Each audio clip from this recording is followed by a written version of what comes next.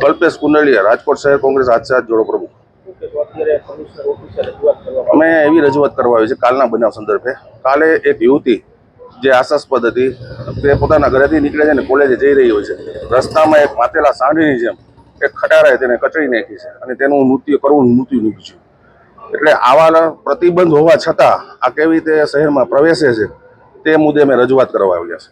Traffic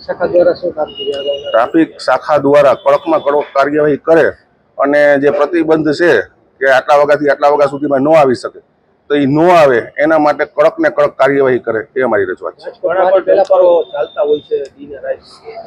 ડમ્પરો, ટ્રેક્ટરો અને ખટારા પ્રતિબંધ હોવા છતાં પણ ગમે સમયે આવે છે અને આવી દુર્ઘટનાનો લોકો ભોગ બને છે। રાજકોટમાં અનેક વખત આવા અકસ્માત થયા છે પણ પોલીસ તંત્ર દ્વારા કોઈ પણ પ્રકારની કામગીરી કરવામાં નથી આવી। પોલીસ તંત્ર દ્વારા કામગીરી નથી કરવામાં આવી, એના સંદર્ભે જ અમે આજે રજૂઆત કરવા આવ્યા છે।